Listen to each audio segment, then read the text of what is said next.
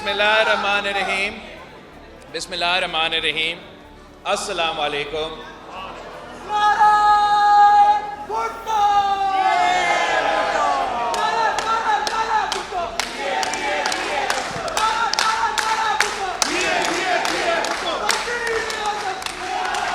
شکریہ بھائی ساتھیوں, شکریہ بھائی, شکریہ.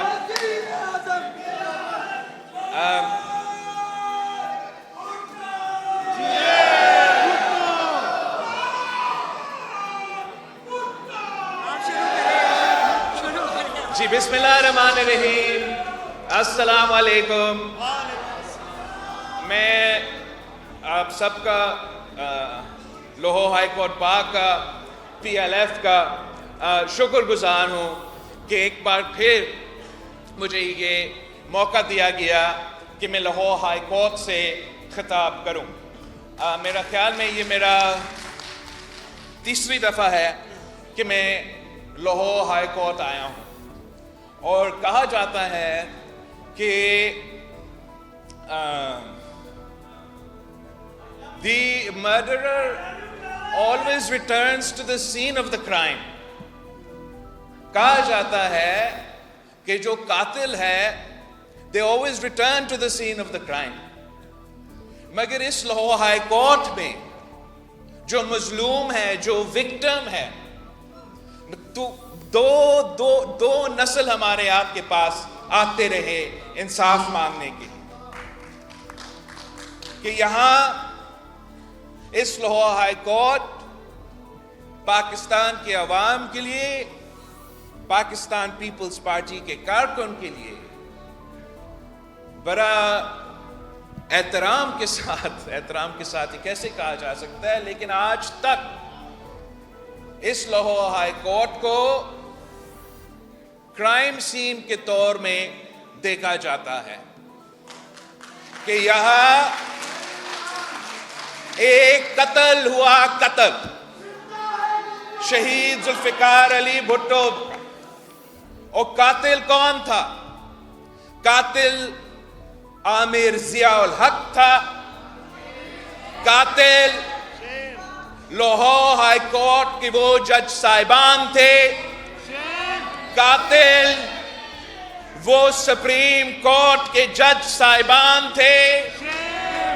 قاتل وہ وکلا, وہ سہولت, وہ وکلا, وہ سیاستدان, وہ بیوروکریٹس جو سہولت کار بنے تھے, وہ تمام کے تمام ہمارے قائد کے, قائد عوام کے قاتل ہے. اور آج میں سپریم کورٹ آف پاکستان میں جسٹس فائز عیسیٰ صاحب کا, تمام ججز کا شکر گزار ہوں کہ صدر زرداری کا ریفرنس جو 12 سال پہلے بھیجا گیا تھا, آج ان کا ہیئرنگز چل رہے ہیں. اتنے سالوں بعد قائد عوام شہید ذوالفقار علی بھٹو کو انصاف دیا جائے گا. انشاءاللہ اس ملک کے عوام کو انصاف دیا جائے گا. اور ہمارے جب صاحبان اپنے ہی اداروں سے وہ خون, وہ داغ اپنے فیصلوں سے وہ دھوئیں گے, اور صرف اس لیے نہیں کہ وہ مجھے, میرے خاندان کو, میرے جماعت کو, میرے پارٹی کے کارکنوں کو انصاف دیں گے, مگر اس لیے کہ وہ ایک اور پتھر میں لکیر کھینچیں گے کہ آج کے بعد کسی وزیر اعظم کے ساتھ یہ سلوک نہیں کیا جائے گا. چاہے وہ وزیر اعظم پاکستان پیپلز پارٹی سے تعلق رکھے, مسلم لیگ نواز سے تعلق رکھے, اور جی ہاں وہ تحریک انصاف سے تعلق رکھے, تو پھر ان سب کو جو بھی آگے جا کے اس ملک کے وزیر اعظم بنے, سیاستدان بنے, ان کے ساتھ یہ سلوک نہ کیا جائے, تاکہ یہ ملک ترقی کر سکے. 5th largest population in the world.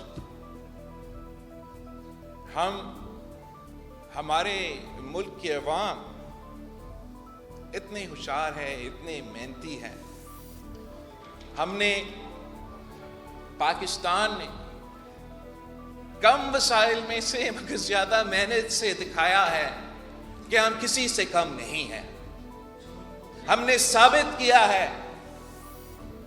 جب قائد عوام شہید ذوالفقار علی بھٹو اس ملک کا وزیر اعظم تھا تو یہی پاکستان تھا جو پورا مسلم امہ کا قیادت کرتا تھا، جس نے پورا مسلم امہ کو اسی لاہور شہر میں جمع کیا تھا، اور OIC کا جو کانفرنس کروایا گیا وہ اسی شہر میں تھا. And there is no، یہ وہی پاکستان تھا جنہوں نے اس وقت مسلم ممالک کو سمجھایا کہ یہ جو آپ کے پاس تیل ہے یہ نہ صرف ایک کمائی کا ذریعہ ہے مگر یہ آپ کا طاقت ہے، اور آپ اس طاقت کو استعمال کریں. آج ہم دیکھ رہے ہیں کس طریقے سے ہمارا فلسطین کے بہنیں بھائی کے ساتھ ظلم کیے جا رہے ہیں. تب بھی ظلم کیا جا رہا تھا مگر تب لیڈرز ہوتے تھے. تب جب ظلم ہو رہا تھا تو بھٹو شہید موجود تھا، اور وہ بھٹو شہید ہی تھا جنہوں نے پورا مسلم امہ کو ایک کر کے یہ فیصلہ لیا کہ جب تک فلسطینیوں کے ساتھ یہ ظلم جاری رہے گا تب تک ہم آپ کو تیل نہیں دیں.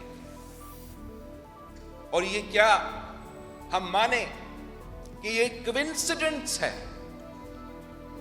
کتنے بڑے فیصلے لیے گئے. پاکستان کو مسلم دنیا میں پہلا اٹامک پاور بنایا گیا. خوف یہ نہیں تھا کہ پاکستان کے اٹامک پاور، کہا گیا کہ یہ اسلامک بم ہے. تو کیا ہم یہ سمجھے کہ یہ کوئنسیڈنس تھا کہ قائد عوام سے لے کے جو ایک شخص اس OIC کانفرنس میں اس فیصلے میں موجود تھے ان کو شہید کیا گیا، قتل کیا گیا؟ ہم یہی تو امید رکھتے ہیں اپنے عدالت سے. کتنے سال گزرنے کے بعد اب نہ صرف قانونی لحاظ سے قانون کے مطابق اس غلط پریسیڈنٹ کو درست کریں گے مگر تاریخ کو بھی درست کریں گے، اور پاکستان کے عوام کو بتائیں گے کہ آپ کے قائد کے قاتل کون تھے. تاریخ درست اس لیے کریں گے تاکہ یہ پریسیڈنٹ کو ہم ہمیشہ کے لیے مٹھایا جائے. کہا جاتا ہے کہ this precedent is never used. The case is never cited. But the case may never be cited. وہ precedent تو آج بھی کب سے چلتا آ رہا ہے کہ ایک حکم کے مطابق جوڈیشری کوئی فیصلہ دے اور ایسے فیصلہ دے جو قائد عوام شہید ذوالفقار علی بھٹو جیسے لیڈر کو پھانسی کا سزا سنا دے. تو اگر انشاءاللہ تعالی آپ کو ہمیں یہ انصاف دیا جائے گا تو وہ president not just the president of this specific case but the president of dictation, the president of manipulation, the president of victimization, that should be buried forever. Pakistan میں اس وقت پالیٹکس میں ایک پولرائزیشن اور ایک ہائپر پارٹیزنشپ ہے. ابھی چند منٹ پہلے آپ نعرے لگا رہے تھے تو پیچھے سے عمران خان کے نعرے لگے. میں ویسے اس بات کے بہت خوش ہوں، اس لیے ہم نے سیاست کو اس ملک میں تو ذاتی دشمنی میں تبدیل کر دیا ہے. ہم نے سیاست کو اور جب میں ہم کہتا ہوں تو سب سے بڑا، اس میں سب سے بڑا کردار تو خود خان صاحب کا تھا. خان صاحب کا تو خود اس کا سب سے بڑا کردار تھا. وہ کہتا تھا کہ سب چور ہے، میں چور سے نہیں بات کروں گا. اب آپ کا بار کا صدر کہہ رہا ہے کہ ہم بات کریں، وہ تو کہتا تھا کہ میں بات نہیں کروں گا. وہ کہتا تھا کہ میں خودکشی کروں گا مگر میں ان چوروں سے بات نہیں کروں گا. اب محسوس ہوا ہوگا کہ اگر خان کو گری چور قرار دیا جا سکتا ہے تو شاہد جن پہ خان صاحب چور کا الزام لگا رہے تھے اس میں بھی شاید کوئی غلط الزام لگا رہے تھے.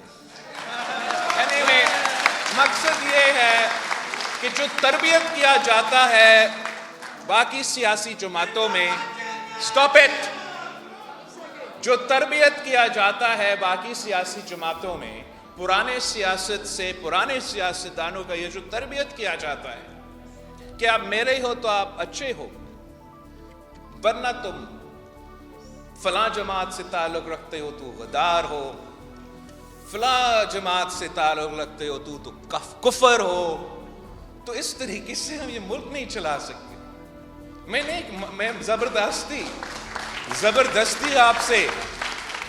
زبردستی آپ سے جیے بھٹو کے نعرے نہیں لگواؤں گا، مگر میں اتنا امید رکھتا ہوں کہ آپ بھی مانیں کہ میں محب وطن پاکستانی ہوں اور میں بھی مانوں کہ آپ محب وطن پاکستانی. میں آپ کا لیڈر سے سیاسی اختلافات رکھ سکتا ہوں، ایک دوسرا رائے رکھ سکتا ہوں، مگر جو سیاسی کارکن ہیں ان کا میں عزت کرتا ہوں، ان کا میں احترام کرتا ہوں، چاہے وہ پیپلز پارٹی کا ہو، چاہے وہ نون لیگ کا ہو، چاہے وہ تحریک انصاف کا ہو. اور آپ کی مجھے مدد چاہیے کہ ہم یہ بخار توڑیں جو ملک میں چڑھا ہوا ہے، جو ہم ایک دوسرے کو گالی دے کے کہتے ہیں کہ ہم سیاست کر رہے ہیں، ایک دوسرے کو جیل بھیجنے کا ایک سیاست کا کامیابی سمجھتے ہیں. یہ کامیابی نہیں، یہ سیاست کا شکست ہے، سیاستدانوں کا شکست ہے، سیاسی کارکنوں کا شکست ہے. اور آج اگر پاکستان میں یہ انتقام کی سیاست، یہ نفرت کی سیاست، یہ تقسیم کی سیاست آج ایک بار پھر پاکستان میں نظر آ رہا ہے تو ماننا پڑے گا کہ خان صاحب نے خود یہ سیاست واپس لے کر آیا. جب ہم نے کہا کہ ہم سیاسی اختلافات کو سیاسی اختلافات ہی رکھیں، ذاتی دشمنی پہ نہ اتر آئے، ہر کسی کو اپنے دائرے میں کام کرنے کے بہترین طریقہ کار یہ ہے کہ ہم ایک دوسرے کے دشمن نہ بنیں، ہم بھی سیاست کے دائرے میں رہ کے کام کریں اور وہ بھی اپنے دائرے میں رہ کے کام کرے. تو ہمیں کیا کہ مکمکہ یہ اس طریقے سے ایک ملک جس کا 250 ملین کا پاپولیشن ہے، جس کا آج جو معاشی بحران ہے، ہم نے اپنے تاریخ میں اس قسم کا معاشی بحران کا مقابلہ نہیں کیا. ہمارے جو مسئلے ہیں اس ملک کے، جو خطرے ہیں، جیو پولیٹیکل جو ہمارے خطرے ہیں، دہشت گردی کی طرف سے جو ہمارے خطرے ہیں، اگر ہمارے پرانے سیاستدان پرانے طریقے سے لڑتے رہیں گے آپس میں تو ہم ان مسئلے کا حل نہیں نکال سکیں گے. میں چاہتا ہوں کہ ہم ہمیشہ کے لیے یہ پرانی روایتی سیاست کو دفن کریں اور ایک نیا سیاست، اس ملک کو ایک نیا سمت پہ لے کے جائیں، جہاں سیاستدان بھی سیاست کے دائرہ میں اگر رہ کے کام کریں گے تو پھر ہم مل کے باقی ادارے کو بھی اپنے دائرے میں لے کے آ سکتے ہیں. ہم یہ کر کے دکھایا ہے ماضی میں. مگر جب تک ہم سب یہ فیصلہ نہیں کریں گے تو تب تک فرق نہیں پڑتا. فیبری 8 کو الیکشن ہے. اگر ہم یہی پرانی سیاست کریں گے تو جو بھی وزیر اعظم بنے گا ملک نہیں چلے گا. ہم ان معاشی مسئلے سے نہیں نکل سکیں گے, اپنے آپ کو اپنے عوام کو نہیں بچا سکیں گے.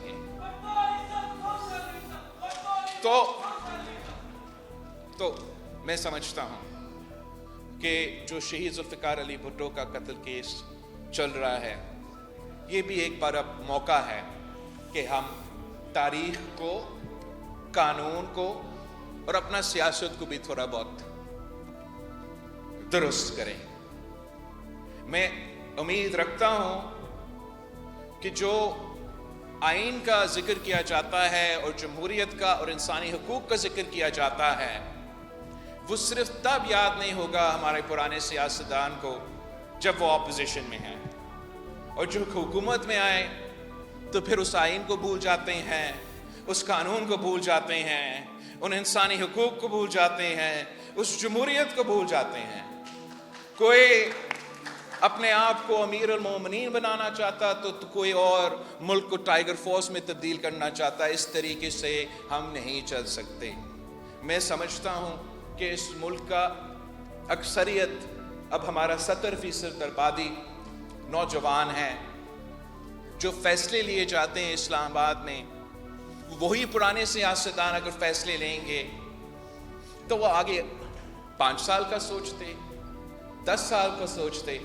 میں اس ملک کا نوجوانوں سے پوچھتا ہوں کہ آگے جو 50 سال بعد کا پاکستان ہوگا, وہ ہم کون سا پاکستان چاہتے ہیں؟ آج اگر میں ہمارا اپنا کانسٹیٹیوشن کا گولڈن جوبلی منا رہے ہیں, تو تب ہم جب اپنا جوبلی منا رہے ہوں گے, میں چاہتا ہوں کہ ہم فخر کے ساتھ وہ جوبلی منائیں. اس لیے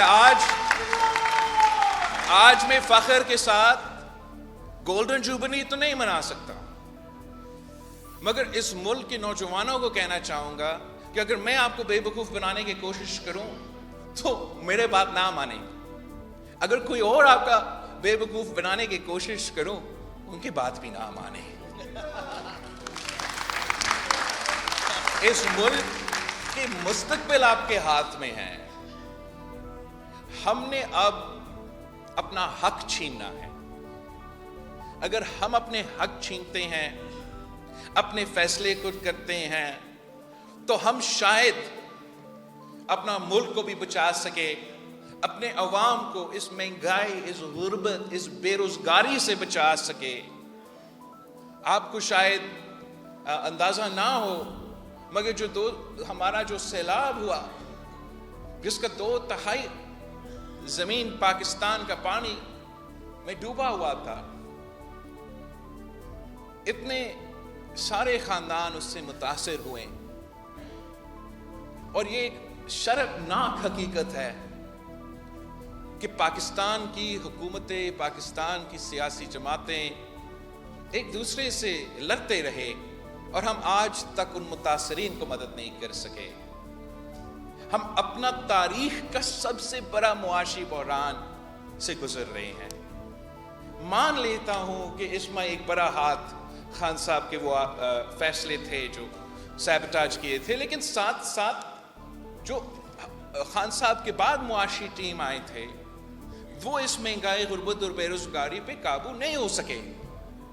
تو اگر ہم نے وہی پرانے طریقہ کار اپنانے ہیں, چاہے وہ ہمارے سیاست ہو, چاہے وہ ہمارا معیشت ہو, چاہے وہ ہمارے معاشرے ہو, تو پھر آئنسٹائن کا ایک سینگ ہے جو کہ I'm not going to quote because پھر یہ out of context استعمال کریں گے, اور آپ لوگ جو پیچھے ہیں میمز بنائیں گے سوشل میڈیا پہ. میں بس اتنا کہوں گا کہ یہ میرا ملک ہے, یہ آپ کا ملک ہے, ہم سب کا ملک ہے. آئے مل کے اس ملک کی ترقی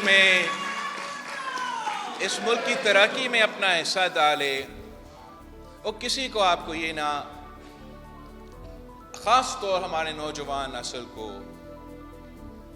جن کے پاس ایک امید ہے، ان کو ہم مایوس نہیں کرنا چاہتے ہیں۔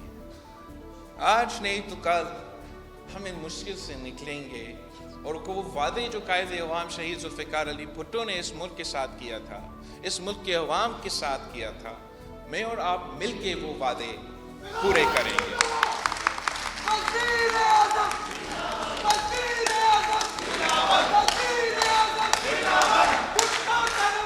جہاں